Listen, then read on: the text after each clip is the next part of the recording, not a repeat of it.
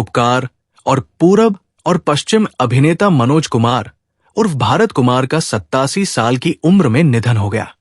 मनोज कुमार कुछ समय से बीमार थे और उम्र संबंधी समस्याओं के कारण सुबह 3:30 बजे उनका निधन हो गया।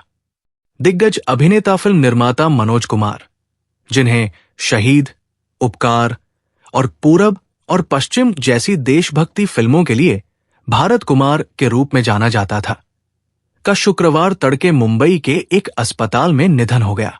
वो 87 वर्ष के थे।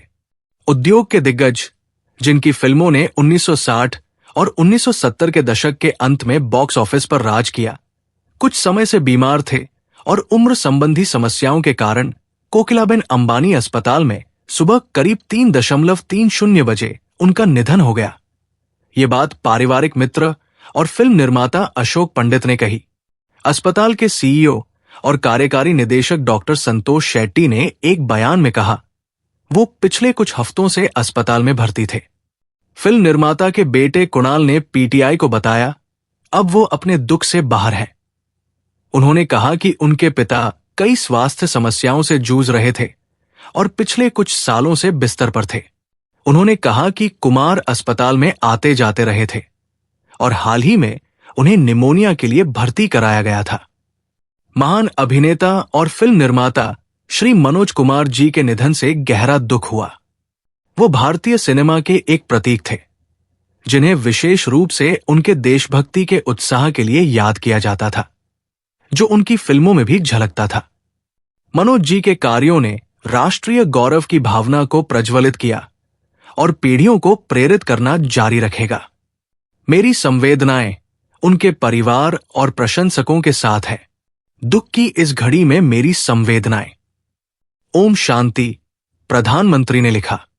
दादा साहब फाल्के पुरस्कार विजेता कुमार को दो बदन, हरियाली और रास्ता और गुमनाम जैसी हिट फिल्मों के लिए भी जाना जाता था। अविभाजित भारत के एबटाबाद शहर, पाकिस्तान में एक पंजाबी हिंदू परिवार में हरिकृष्ण गोस्वामी के रूप में जन्मे कुमार का परिवार दिल्ली आ गया और फिल्मों में करियर बनाने के लिए मुंबई जाने से पहले उन्होंने हिंदू कॉलेज से स्नातक की पढ़ाई पूरी की। 2021 में पीटीआई के साथ एक साक्षात्कार में कुमार ने याद किया कि उन्हें शबन्न में दिलीप कुमार के प्रदर्शन से प्यार हो गया था और उन्होंने फिल्म में अपने आदर्श के नाम मनोज अपना नाम बदलने का फैसला किया। मुझे वो समय याद है जब मैं 1949 में रिलीज हुई शबन्न में दिलीप कुमार साहब को देखने गया था। उनकी वजह से ही मैं सिनेमा का प्रशंसक बना। मुझे फिल्म में उनके किरदार से प्यार हो गया जिसका नाम मनोज था।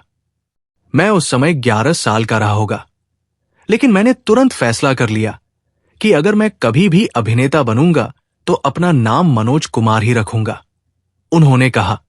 उसके कई साल बाद दिलीप कुमार उनकी फिल्म क्रांति में एक भूमिका निभाने के लिए सहमत हुए और फिल्म निर्माता ने कहा कि वो बहुत खुश थे। कुमार की पहली बड़ी सफलता 1962 में विजय भटकीमाला सिन्हा के साथ हरियाली और रास्ता थी और फिर थ्रिलर वो कौन थी, जो लग जा गले जैसे हिट गानों के लिए जानी गई।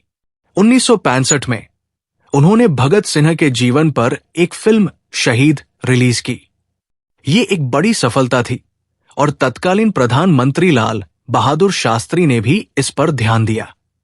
शास्त्री के साथ बातचीत ने कुमार को पीएम के लोकप्रिय नारे जय जवान, जय किसान पर एक कहानी तलाशने के लिए प्रेरित किया और इस तरह उपकार का जन्म हुआ, जो उनकी निर्देशन की पहली फिल्म थी। ये फिल्म एक ब्लॉकबस्टर थी और इसका गाना मेरे देश की धरती आज भी लोगों की जुबान पर है।